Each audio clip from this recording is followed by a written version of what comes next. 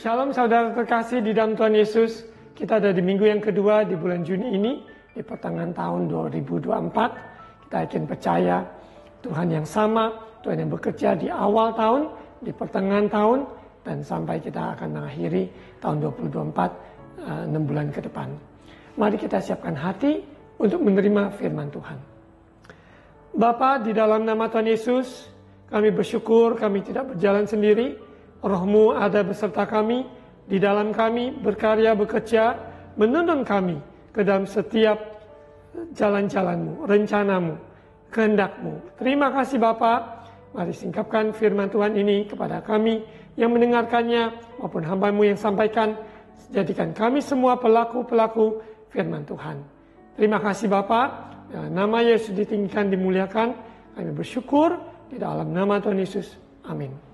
Saudara terkasih dalam Tuhan Yesus, di bulan Juni minggu kedua ini kita lanjutkan dalam seri khotbah jurnal, yaitu catatan harian, catatan pribadi dalam perjalanan kita bersama Tuhan, di mana kita bergerak maupun dalam proses kehidupan ini kita percaya Allah terus bekerja mendatangkan kebaikan bagi setiap orang yang mengasihi Dia, sehingga perjalanan kita patutlah dicatat. Apa yang Tuhan sudah kerjakan, apa yang Tuhan sedang kerjakan, apa yang Tuhan taruhkan di hati kita ke depan yang harus kita lakukan. Kita mau sungguh-sungguh memperhatikannya. Sehingga dalam jurnal ini ada kita merefleksikan diri kita, mencerminkan dengan firman Tuhan sebagai standar, sehingga lensa di mana kita melihat semua apa yang terjadi. Sehingga dalam kehidupan ini tidak menjadi tawar hati ataupun menjadi kecut, tapi kita semakin kuatkan hati, mempercayai Tuhan dalam segala hal, maupun firman-Nya selalu jawaban dalam hidup kita. Baik itu prayer journal, baik itu Bible journal, semua itu adalah catatan apa yang Tuhan bicarakan pada kita dan apa yang kita ungkapkan pada Dia, semua tercatat di dalam catatan harian ini. Dan ada momentum-momentum yang memang Roh Kudus berkarya bekerja, membawa kita dari sebuah titik ke titik yang berikutnya, dan kita mengalami perjumpaan-perjumpaan dengan Tuhan yang sungguh indah, yang merubah, mentransformasi kehidupan kita. Apabila kita mengambil waktu merenungkan firman Tuhan siang dan malam, merenungkan kebaikannya, perbuatannya, maka kehidupan ini tidak lewat begitu saja. Setiap momen, setiap waktu adalah kesempatan di mana Tuhan bekerja, di mana Tuhan berbicara, kesempatan untuk kita meresponi kasih-Nya Tuhan. Pada hari ini, suara pembalaan minggu kedua berjudul Solitude. Ini dalam bahasa Inggris, solitude ini berarti kesendirian, di mana being alone, ya, kita dalam konteks rohani, being alone with God, sendiri bersama Tuhan.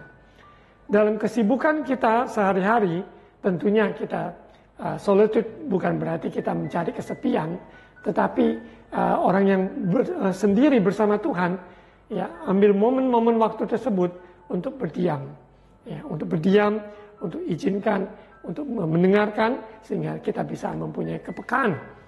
Ya, kita sadari bahwa kehidupan kita di zaman digital, sosial media sangatlah sulit untuk mengalami momen solitude ini. Solitude dalam kesendirian kita bersama Tuhan, kita sadari bahwa di tengah-tengah kehidupan, proses yang ada, himpitan yang ada, maupun dalam masalah demi masalah yang satu yang belum selesai, masalah berikutnya yang ada. Namun kita harus belajar berdiam, belajar untuk sendiri bersama Tuhan, dan tentunya ada konteks di mana kita ditempatkan di komunitas, di mana orang-orang percaya di sekeliling kita, keluarga kita, semua itu hal-hal yang luar biasa, adalah bagian dalam kehidupan orang percaya. Tapi pada hari ini saya fokuskan tentang being alone with God.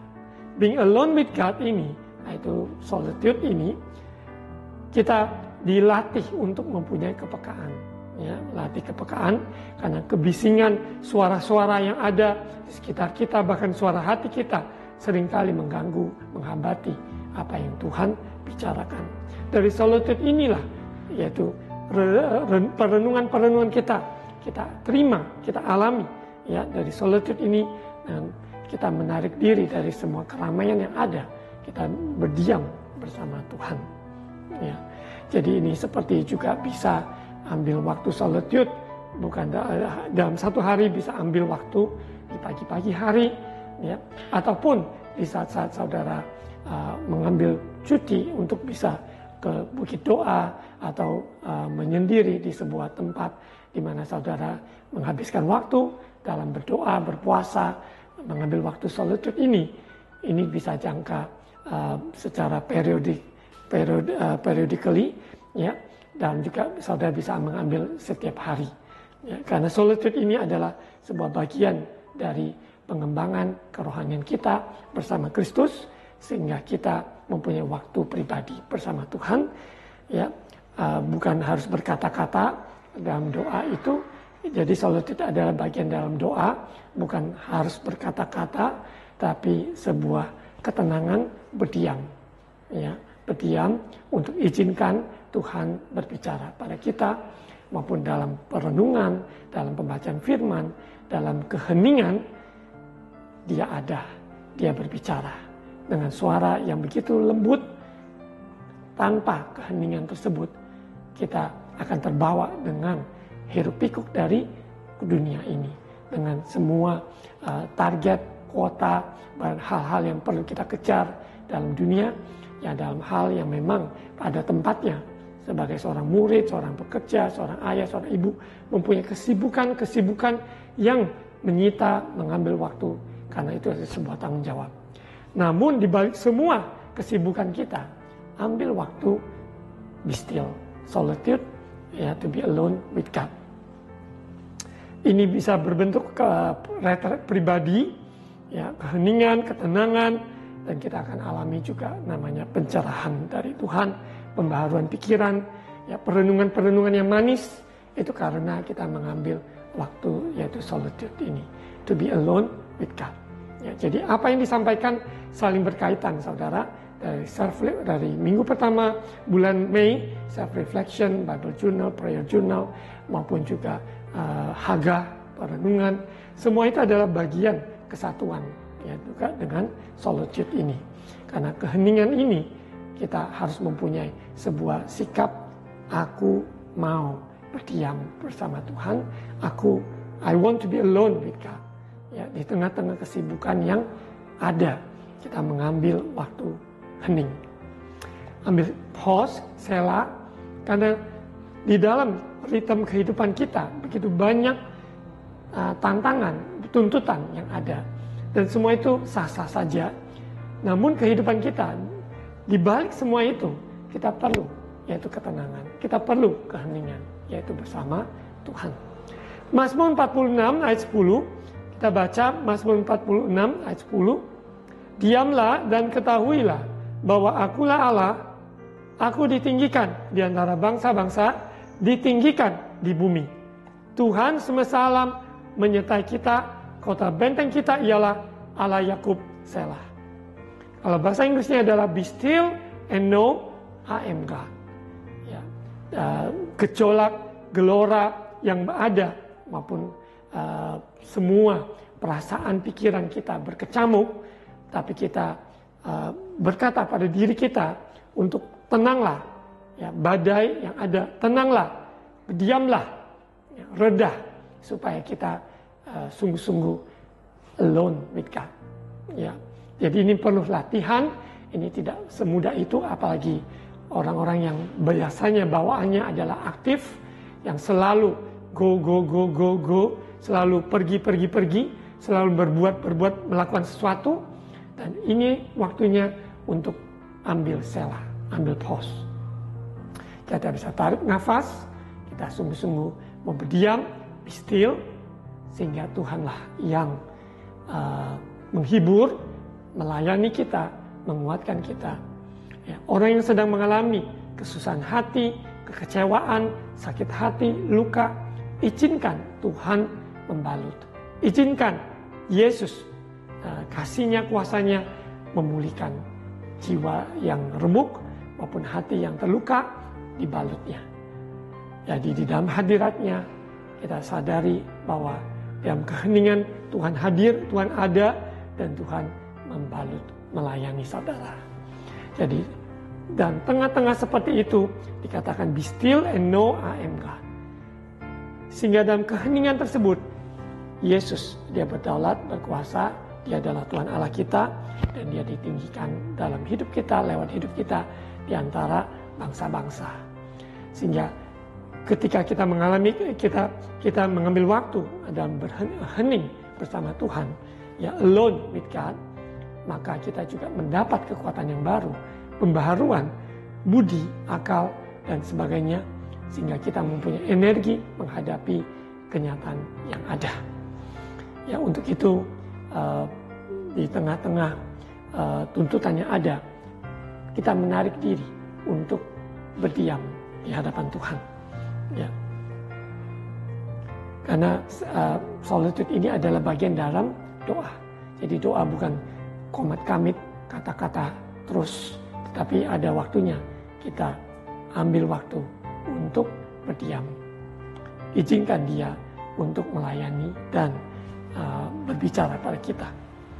Kita lihat di Lukas pasal 5 ayat 16, Yesus memberikan contoh ya dalam kehidupan dia, kesibukan dia dalam public ministry, pelayanan 3,5 tahun yang begitu padat, menyembuhkan orang sakit, mengusir setan, maupun dari kota ke kota, desa ke desa, tapi dia selalu mengambil waktu to be alone with God, untuk bersama Bapaknya.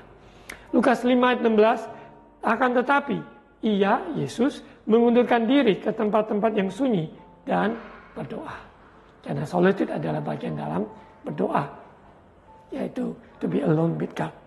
Dan firman Tuhan katakan, apabila kamu berdoa, kamu kunci pintu, kamu ada di bukan untuk dipamerkan pada orang lain, tapi kamu ambil waktu untuk bisa menyendiri bersama Tuhan. To be alone with God. Ya, tentunya tempat yang tidak terganggu oleh suasana, suara dan sebagainya, supaya bahkan mungkin kita tidak perlu ya untuk menyetel musik apapun, ya berdiam saja di hadapan Tuhan. Ada waktunya kita tentu menyetel lagu rohani, terus kita memuji menyembah Tuhan, mengikuti lagu-lagu yang ada dan kita menyembah Tuhan dan memain gitar dan sebagainya. Itu semua hal-hal yang luar biasa. Tapi hari ini yang saya ambil bagian dalam berdoa adalah dalam berdoa, menyembah ataupun memuji Tuhan, yaitu mengambil waktu keheningan. Ya, keheningan untuk berdiam di hadapan Tuhan. Ya, roh kita menyembah, ya, kehidupan kita benar-benar terbuka, izinkan dia berbicara, mengoreksi dan memperbaiki, bahkan membalut semua hal yang tersembunyi dalam hati kita, dia bongkar keluar, dia singkapkan, sehingga kita dapat lihat dengan jelas. Matius 14 ayat 23, dan setelah orang banyak itu disuruhnya pulang, Yesus naik ke atas bukit untuk berdoa seorang diri. Ketika hari sudah malam, ia sendirian di situ. Ada kuasa, ada hal-hal yang luar biasa dalam komunitas, dalam kebersamaan, dalam orang banyak, itu ada sisinya. Tapi ada sisi yang kita perlu waktu juga sendirian, seperti me and God, ya, aku dan Tuhan. Ya, di situ kita harus menarik diri untuk berdoa seorang diri. Memang ada waktu kita berdoa bersama-sama dalam kelompok, dalam keluarga, maupun juga dalam komunitas, di gereja, persekutuan doa, maupun juga di wilayah tempat kita tinggal, ada perkumpulan-perkumpulan untuk ya cell group dan sebagainya. Itu adalah bagian kita komunitas. Tapi hari ini fokuskan, ambil waktu untuk jeda, selah, berdiam, ya, dan to be alone with God. Kita lihat di Markus 1 ayat 35. Pagi-pagi benar, waktu hari masih gelap, ia bangun dan pergi keluar. Ia pergi ke tempat yang sunyi dan berdoa di sana. Ya, tentunya konteks rumah kita masing-masing memang apabila ada memungkinkan ada ruangan khusus yang memang dipakai untuk kita bisa berdiam atau untuk berdoa, ya kita pakai kesempatan itu. Ya, dengan versi masing-masing kondisi rumah yang ada, kita dengan hikmat dari Tuhan kita mengambil waktu untuk bisa ke tempat yang sunyi dan berdoa di sana. Ya, tentunya tidak harus keluar dari rumah, cari tempat-tempat yang itu ya kita ambil di ruang di tempat kita tinggal, seberapa kita bisa mengadakannya sehingga tempat itu tempat yang kondusif untuk kita punya waktu solitude bersama Tuhan. Lukas 6 ayat 12, pada waktu itu pergilah Yesus ke bukit untuk berdoa dan semalam-malaman ia berdoa kepada Allah. Ini bisa ambil waktu tengah malam, pagi hari, bahkan juga siang ketika jam makan siang, orang-orang pergi beli makan atau makan siang, kita bisa mengambil waktu untuk berdoa, untuk berpuasa, bahkan berdiam. Ya, semua itu bisa kita atur sesuai dengan jadwal kondisi kita bekerja ataupun kita berada. Saudara, kita lihat contoh dari Daud, bagaimana dia seorang yang mencari hatinya Tuhan, a man after God's own heart. Dan kita akan lihat di Mazmur 131, bagaimana dia belajar untuk berdiam, ya, belajar untuk menatap indahnya wajah, ya, yaitu Bapa yang terkasih, kehidupan kita seperti seorang anak yang disapi. Ya. Mazmur 131 ayat 1 sampai 3, ini gambaran alone with God, begitu indah, begitu intim, begitu akrab. Ya. Dalam keheningan bersama Bapa dengan Tuhan kita, rohnya yang tinggal di dalam kita, sehingga kita bersekutu dengan Dia. Menyerah kepada Tuhan, Mazmur 131 ayat 1 sampai 3. Nyanyian ziarah Daud, Tuhan, aku tidak tinggi hati dan tidak memandang dengan sombong. Aku tidak mengejar hal-hal yang terlalu besar atau hal-hal yang terlalu ajaib bagiku. Sesungguhnya aku telah menenangkan dan mendiamkan jiwaku. Seperti anak yang disapi berbaring dekat ibunya, ya, seperti anak yang disapi jiwaku dalam diriku. Ya, ini sebuah upaya sikap menenangkan diri kita, mendiamkan jiwa kita. Kalau perlu saudara, seperti saya tadi katakan, dalam saudara ambil solitude, yaitu waktu hening bersama Tuhan, matikan HP-nya. Kalau memang waktu jam yang saudara pakai itu tidak mengganggu dalam hal memang tanggung jawab saudara, ya saudara dengan bijak bagaimana mengaturnya. Ya, kalau memang perlu HP itu dimatikan supaya saudara bisa sungguh-sungguh mengambil hening bersama Tuhan. Ya tentunya ini harus dengan kebijakan masing-masing konteksnya. Ya apabila saudara sedang bertugas, ya tentu HP tidak boleh dimatikan karena itu memang saudara sedang bertugas, sedang melayani di sebuah tempat atau apa. HP itu adalah bagian dari untuk komunikasi pekerjaan yang saudara harus lakukan. Tapi yang saya maksudkan yaitu keheningan ini, saudara bisa mengatur waktu jam yang memang tidak membahayakan ataupun mengganggu dalam urusan pekerjaan saudara atau tanggung jawab saudara. Daud, seorang raja yang dahulunya seorang anak muda yang menggembalakan kawanan domba dari ayahnya hanya beberapa ekor. Dia belajar Yesus Tuhan adalah gembala yang baik, dan dalam perjalanan dia sampai dia diurapi, dipilih menggantikan Raja Saul, dan dia diangkat juga sebagai raja. Proses yang dia lewati begitu berliku-liku, namun dia seorang yang tahu mendiamkan jiwanya.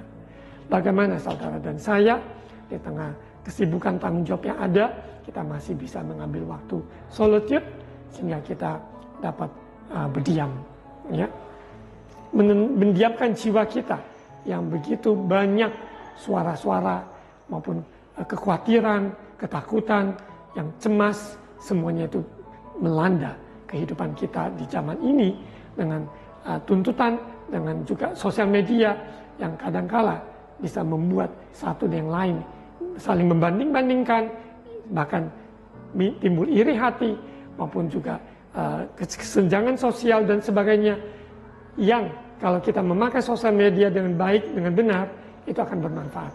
Namun apabila orang yang tidak sungguh-sungguh dengan bijak menggunakan dengan baik, maka sosial media adalah peluang pintu untuk hal-hal yang buruk, bahkan bisa mengakibatkan sakit jiwa maupun juga depresi, tekanan dan sebagainya. Itu hal-hal yang tidak perlu kita lewati apabila kita belajar untuk berdiam, untuk mendiamkan jiwa kita seperti Daud, ya. Dia katakan mendiamkan jiwanya seperti anak yang disapi berbaring dekat ibunya. Betapa indahnya seorang anak yang dengan tenang sedang disapi, ya, dalam proses tersebut. Betapa tenang, aman dalam perlindungan, ya, yaitu pelukan sang ibu. Begitu pula kita adalah anak Bapa, kita miliknya, kita berdiam di hadapannya, kita menikmati wajahnya, keindahannya, maupun hadiratnya. Dan itulah yang menenangkan jiwa kita, mendapatkan kekuatan yang baru. Barang siapa menanti-nantikan Tuhan yang mendapat kekuatan baru, itu adalah bagian, yaitu solitude. Kita berdiam, kita mendengar.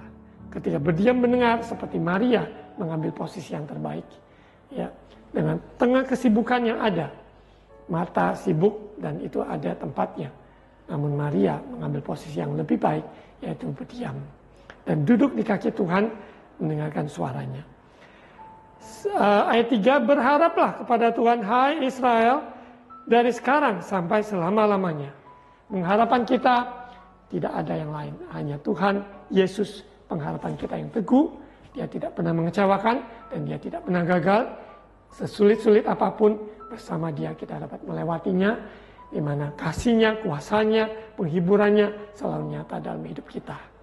Itu pengharapan kita lewat kita belajar mengambil waktu solitude, ya, mengambil hening, berdiam, ataupun be alone with God, maka pengharapan kita pada Tuhan semakin kuat. Ya, manusia bisa menjanjikan sesuatu dan tidak bisa menepati oleh karena faktor-faktor yang ada. Namun Yesus Kristus, pengharapan yang teguh, seperti sauh yang kuat, yang tetap dalam tubir-tubir yang laut. Kita tahu bahwa pengharapan di dalam Kristus tidak pernah mengecewakan.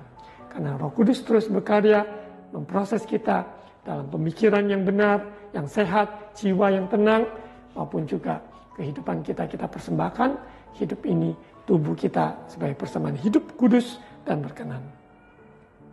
Saudara terkasih, dalam solitude ini juga sangat penting karena melatih tentang kepekaan. Ya, kita lihat di Yesaya 50 ayat 4. Yesaya 50 ayat 4. Tuhan Allah telah memberikan kepadaku lidah seorang murid, supaya dengan perkataan aku dapat memberi semangat baru kepada orang yang letih lesu. Setiap pagi ia mempertajamkan pendengaranku untuk mendengar seperti seorang murid. Ya, kita ambil sebuah gambaran, sebuah kelas ketika kondisi yang begitu ribut, ya tentu kita dengarnya tidak bisa dengan maksimal. Tapi di tengah keheningan, ya pagi-pagi hari atau pada momen yang kita bisa atur bagaimana tempat yang sunyi, maka kita dilatih oleh Tuhan karena Tuhan memberikan kita lidah seorang murid, sehingga perkataan kita perkataan yang sehat, perkataan yang membangun, perkataan yang memberikan semangat baru kepada orang yang letih lesu di sekeliling kita, dimanapun kita menemukannya, kita berjumpa dengannya.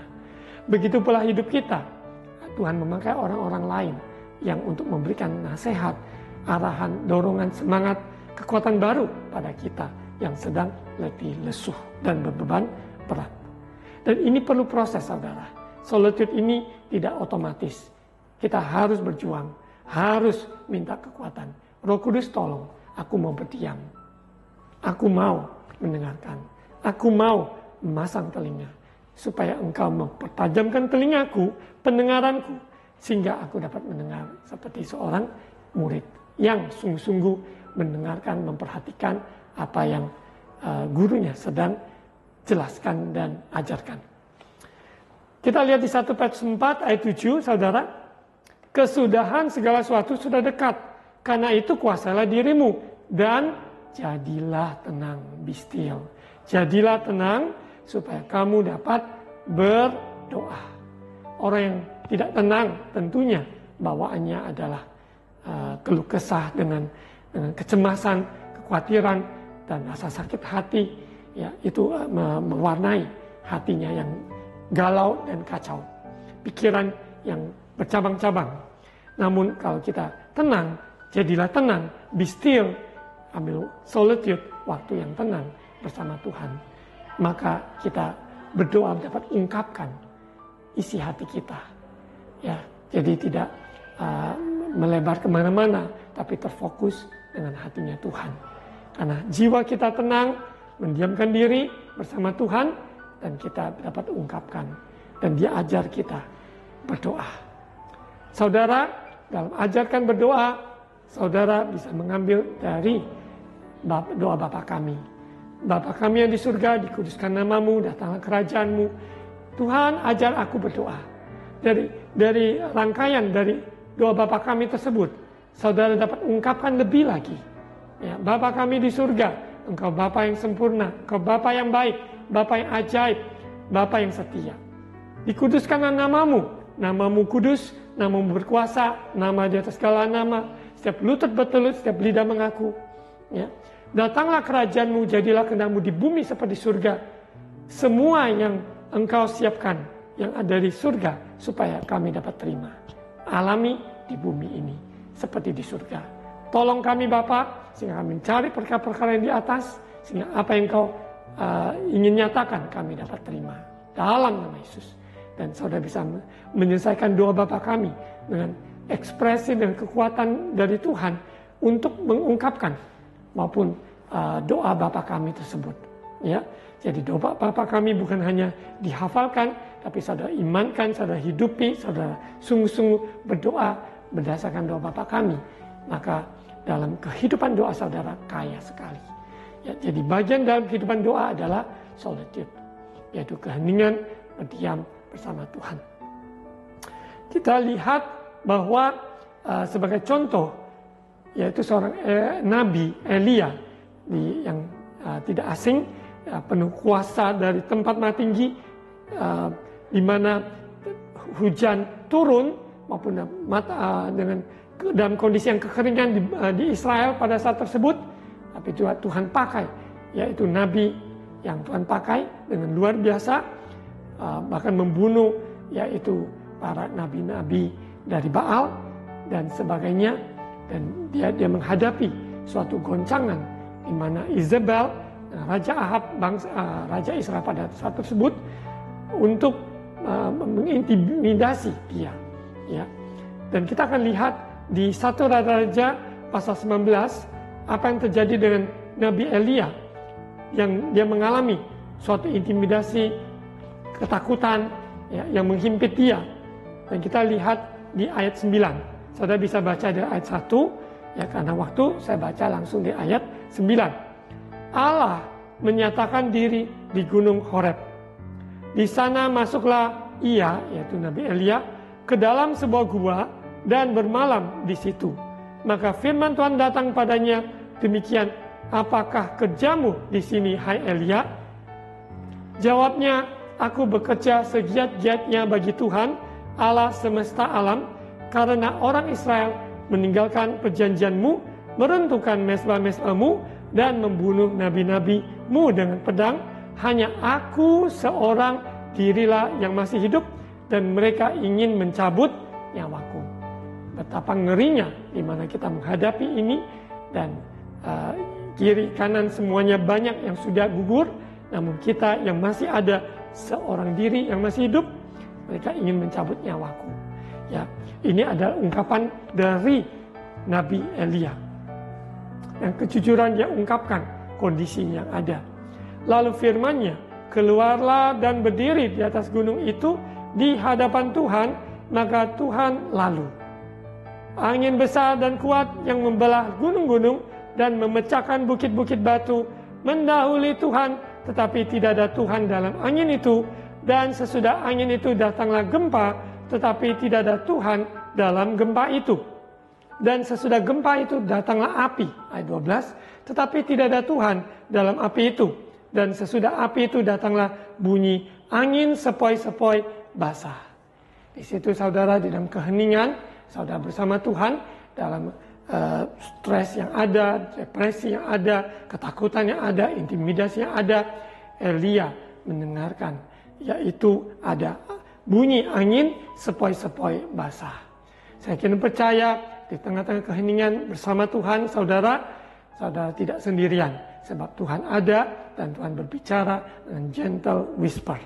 Ya, dengan suara di mana angin sepoi-sepoi basah ini. Sehingga menguatkan, memberikan pesan kepada Elia apa yang dia harus lakukan maupun di hari-hari kemudian. Ya, kalau di ayat 13, 14 dan semuanya mempunyai tugas-tugas yang Tuhan pesan, yaitu lewat keheningan tersebut.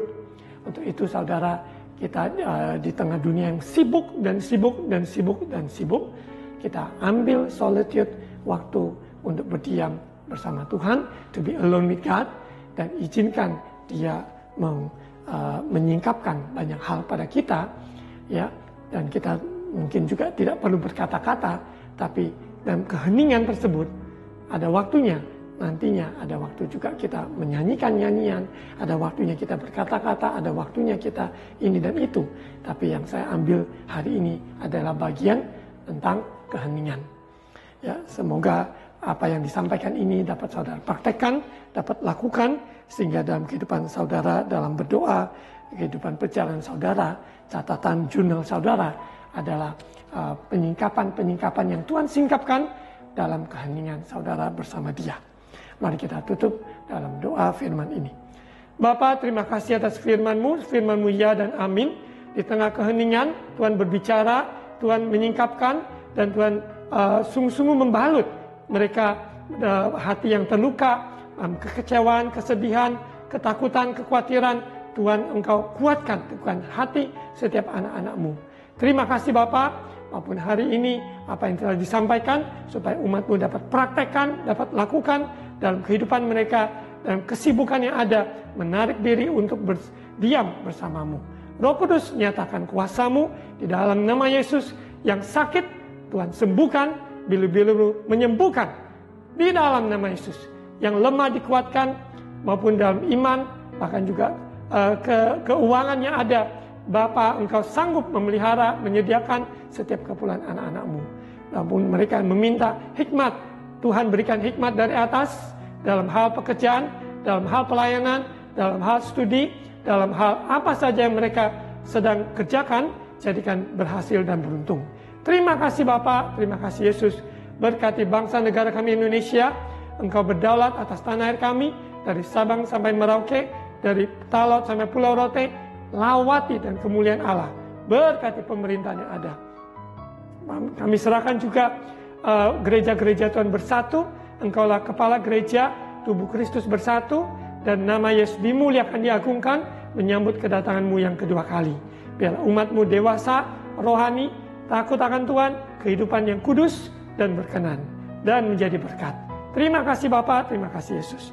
Saudara angkat kedua tangan, terima ucapan berkat imam. Tuhan memberkati engkau dan melindungi engkau. Tuhan menyari engkau dengan wajahnya dan memberi engkau kasih karunia. Tuhan menghadapkan wajahnya padamu dan memberi engkau damai sejahtera. Terimalah berkat kasih karunia dari Allah Bapa, cinta kasih dari Tuhan Yesus, persekutuan dan Allah Roh Kudus menyertai kita semua hari ini sampai Maranatha, Yesus datang kembali, di dalam nama Tuhan Yesus. Amin.